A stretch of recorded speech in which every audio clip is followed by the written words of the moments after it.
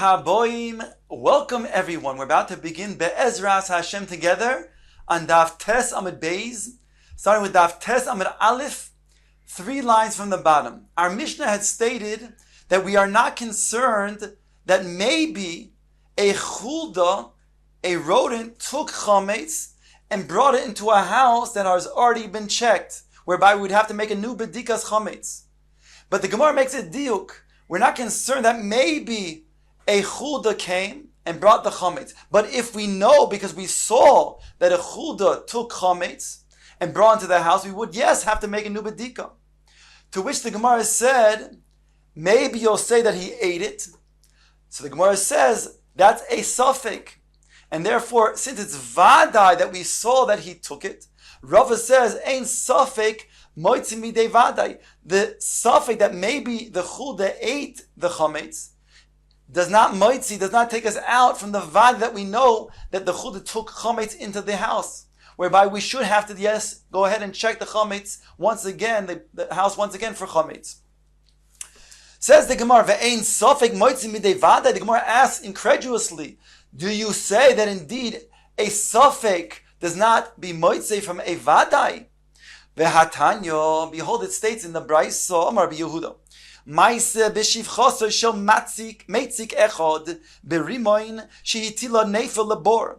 There is a maise that took place from a shivcha, a maidservant, a Jewish maidservant, who had a master who was a very strong personality, and he was from the area called Rimoin, and it says that she had what seemed to be a miscarriage, and therefore she threw that which came out of her, the discharge, into a bore nearby. Now, we learned already on Daf Gimel Amud Aleph at the top that when a woman gives birth, or she has a miscarriage, a dead fetus, she then, it depends if it's a zachar and a kefa. She's tamei and she's tahor.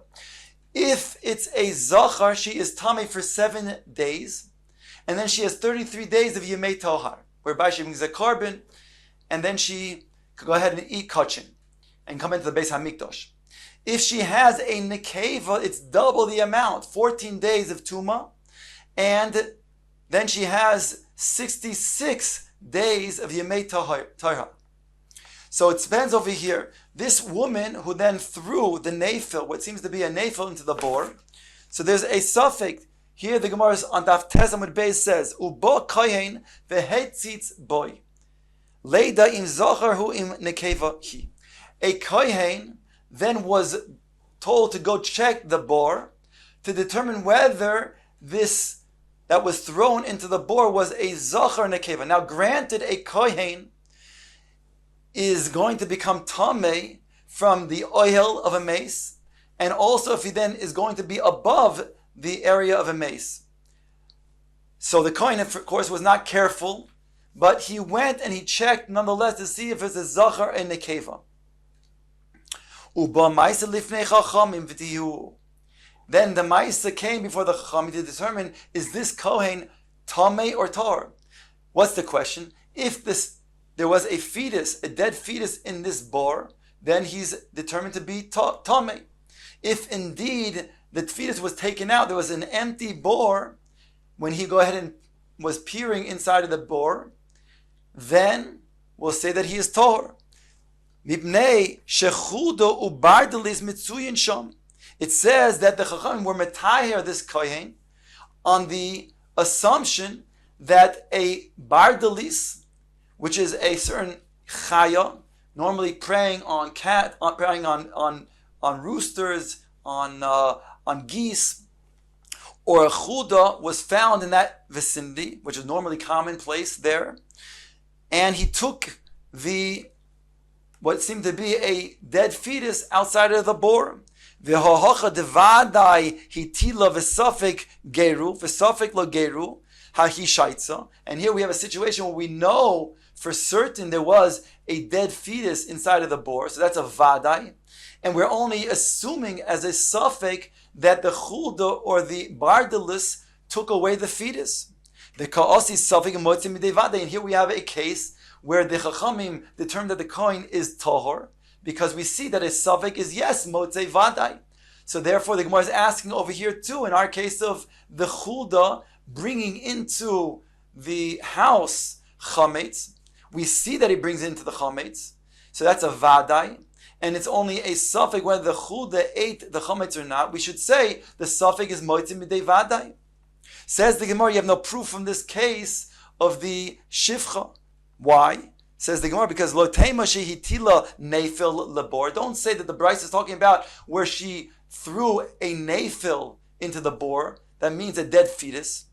Ela ema shehipila kimin nefil labor. But rather she threw in what was seeming to be a dead fetus, meaning it was a sack that was maybe just filled with air.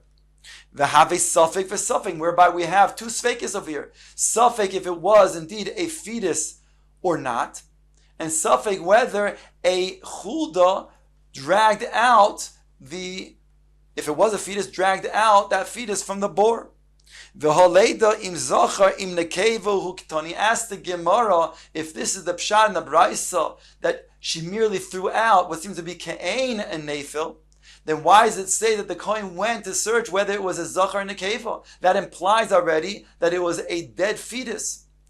Says the Gemara, Hachi Ka'omar, this is what the Braisa is coming to say. Leida im ruach hipila, im nefel hipila. Go determine if it was a ruach hipila. It means to say if it was just a sack that was filled with air, or it was indeed a dead fetus. The imtim tzalorma nefel hipila, on the side that it was indeed a dead fetus. Then leida im zachar hu im nekefahi. Then determine whether it's a male or a female to determine the status of the shivcha, whether she's going to be tamei for 7 days or for 14 days. That's one explanation.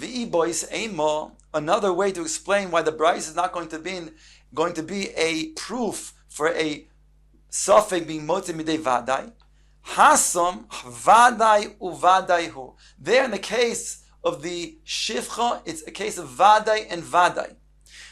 Kivan dechudo ubardlis mitzuyin shom vadai geruhu beahishaitza. Since the bardalis and the chuda are found, they're commonplace in that area, they are certain to have taken out the nefil. And therefore, granted, it's a vadai that there's a nefil there, but it's also vadai that it was dragged out. There was no way that a bardalis and or a chuda would not have taken it out. And then it would take it out to its own place, dig it into the ground, at least a tefach by tefach, whereby it wouldn't be allowing the tameh to then come out, whereby the kohen could be determined to be tohor. So Gemara now says, Nihi de shavuya mishaira. Granted, when it comes to then leaving over, he leaves over a little bit in regards to the meat of the fetus. Migrar mihas vade gerua beahishaitza. But certainly the chuda dragged out the fetus from the boar, and therefore vadai, over here we can say that the kohen is tahor, and he didn't become tamei as a result of maybe a fetus being inside of the boar that he was peering into. But in terms of Rava's case of chametz, there indeed Rava can be talking about a suffix and a vadai. That means to say that a chuda might have, then we saw a vadai that it took, not might, but we saw a vadai that it took the chametz. And it's a suffix whether it ate the entire thing or not. Even if it ate, it's a suffix that it would eat the whole thing. So we're left with a suffix and a vadai in the case of our Mishnah, whereby Rava says, ain't suffix moitze midei vadai, and therefore we'd have to go ahead and check the house once again. Says the Gemara weiter, Umi amrin ein choishin shema geira chulda. The Gemara now asks back in our Mishnah, who's to say that we are not going to be concerned that maybe even suffix that a chulda dragged chametz into a checked bias? V'ha kitani seifa, behold, it states in the seifa, meaning later on in the next Mishnah, Misha mishayer ganicheno betzina shelo yehi tzorich bedika acher. It states that after the bedikas chametz on Leil Yudalid, so it states that whatever chametz is left over that you want to leave for the next morning to eat or then to go ahead and burn to get rid of, in terms of the beer chametz. so then you must keep it in a secure place so that you don't have to go ahead and make another bedika afterwards. So here we see that there's a concern that a chuda may take chametz and therefore bring it into a house whereby it will have to be rechecked. Says the Gemara, Amar Bai lo kasha, it's not a difficulty because ha be'arba asar, ha be'shloisha asar. Our Mishnah that has a concern, does not have a concern rather, is talking about when it happened on the 13th. And therefore, in the 13th, then we're not concerned. On the 14th, after the bedika, they are concerned. As follows: B'shloisha asar, says Abaye, d'shchiach rifta bekulu bati lo matzno. On the 13th, where there's so much bread found in the houses, thereby the chuda does not then matzniya, doesn't go ahead and hide away chametz. But on the 14th, ba'arbosar de lo shchicha rifta bekulu bati mitzna. But on the 14th, whenever all the chiyam chametz was cleaned up and a bedika was made, then the rodent, the chuda, says to himself, there's not so much chametz around, he better go ahead and take some and secure it for himself, hide it away. Omar Rava comes and argues on Abaye, and he says, "V'chi chuda neviyahi, is the chuda a prophetess?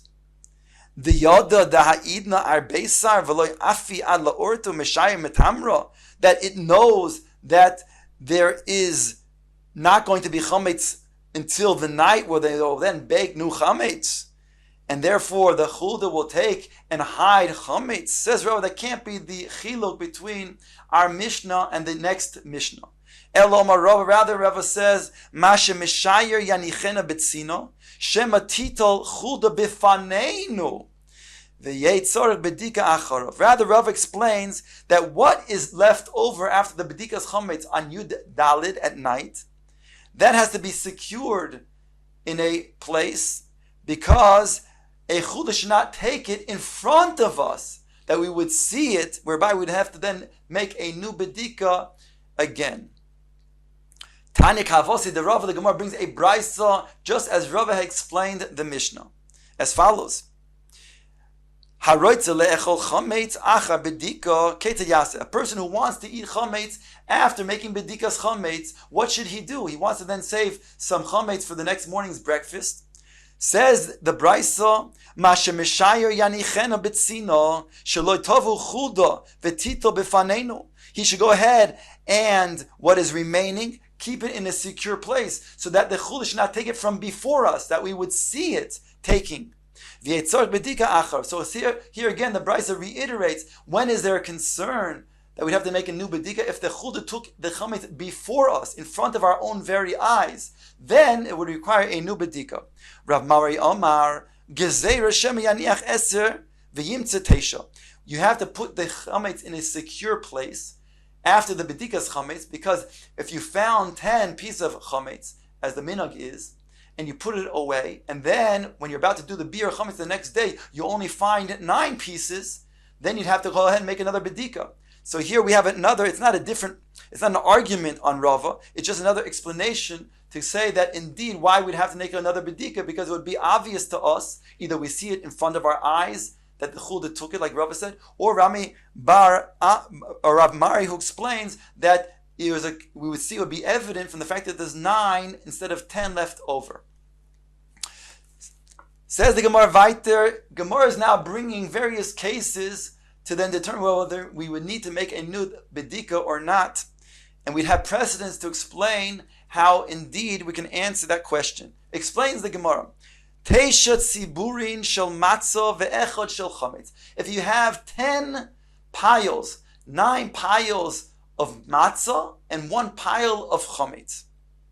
V'osa achbar v'shokal, and a mouse comes and he takes a piece from one of these piles. V'lo yadinon I matzah shokal, I chametz shokal. We don't know whether the achbar, the mouse, took from the pile of matzah or the pile of chametz.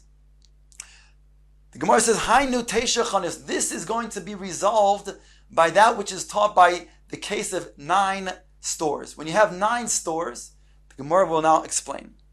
Pirash ve'osa achbar ve'shokal. First, the Gemara brings another case. If a piece of one of these piles, either matzah or chametz, leaves these piles and now is in the corner. Va'achbar v'shokal. And the achbar came, va'osa achbar v'shokal, and he took this piece that was in the corner. Again, you have a piece that then was taken off the piles and is found in the corner. Now a mouse comes and takes that piece that was in the corner. We don't know if it was matzah, we don't know if it's chametz. The Gemara says, Hainu Seifa, this is the Seifa of that case of Teisha Chanios. Now the Gemara brings the case of Teisha Chanios as a precedent and then explains the answer to our question. This nan. Teisha Chanios, when you have 9 stores, Kulon Meichrin Basar Shchuta, they all sell basar that has been slaughtered by a proper kosher shchita. So it's kosher meat. Va'asa meicheres basar nevela. And you have one store that sells from basar nevela that didn't have a proper shchita. V'lokach me'achas mehen v'nyodeh me'ezeh min lokach. And a person buys from one of these stores, and lo and behold, he does not know from which store did he buy that meat. Is it from one of these 9 stores, or is it the 10th store that is not kosher? So the ruling is sveikoi osir. Safek is osir. Now here we have a principle. Now even though it seems to be that you have a roiv, because 9 of the 10 stores are kosher meat, and only 1 of the 10 stores is going to be nevela, meat that is not kosher, so you should go after the rov. Over here we have an exception to this rule of roiv, because over here we have what's called kavua. Here it was taken out of the store, which was already kavua, was in its original place. So then the principle is that it's considered to be a chetzi safek. And since it's chetzi safek, even though again 9 out of the 10 is kosher and 1 out of the 10 is nevela, we say since it's chetzi, we go lechumra and we say that it's not kosher meat, you cannot eat it. Uva nimtza, and in the case of nimtza, that means that you found a bag of meat from one of these 10 stores in the corner. You don't know from which store did it come. Holach acha haroiv. Here we go after the principle of roiv, and since 9 of the 10 stores is kosher shchita, therefore we can rely on that roiv and say that this is also meat that is kosher. A new case, shnei tziburin. If you have 2 piles, echod shel matzah ve'echod shel chametz, 1 pile of matzah and 1 pile of chametz. V'lifneim shnei batim. In front of these 2 piles are 2 houses. Echod baduk ve'echod sheino baduk. 1 house in front of the piles is checked, and 1 house is not checked for chametz. Ve'osu shnei achborim, and 2 mice come. Echod shokal matzah ve'echod shokal chametz. 1 takes matzah and 1 takes chametz. V'lo yadini hai lahai, hey lahai aisle, ve'hei lahai aisle. We don't know from which pile did it take into which house, and therefore we have a suffix. Says the Gemara, hainu shtei kupos. That's the din of shtei kupos. As the Gemara will now bring the case of shtei kupos as a precedent to resolve our question.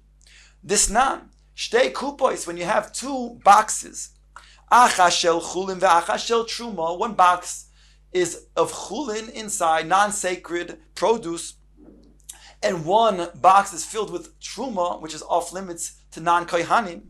V'lifneim shnei sa'in. In front of these 2 kupois are 2 se'in measurements of produce. Echad shel chulin, ve'echad shel truma. 1 saw of chulin produce, non-sacred produce, and 1 saw of truma.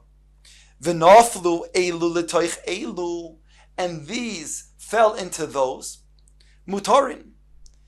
It is mutar. That means that we can assume that the chulin, that box of chulin, the saw that fell into the box of chulin, is also chulin.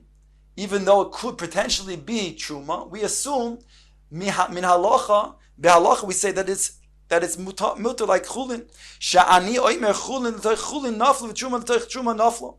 We go lekula and say that the saw of chulin fell into the kupa of chulin, and the saw of truma fell into the kupa of truma.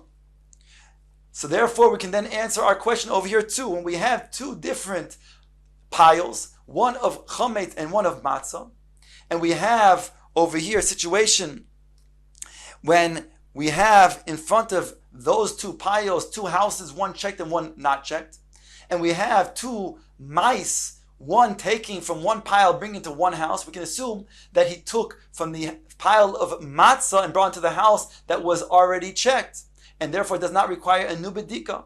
Based on this precedent, ask the Gemara, Amor de Amrinon, Sha'ani Oimer, top of Yud Amud Aleph, B'Truma D'Rabbanon. When do we say this din? That's by Trum, which is the Rabbanon. Then we go Lekula. That's the case of two kupois.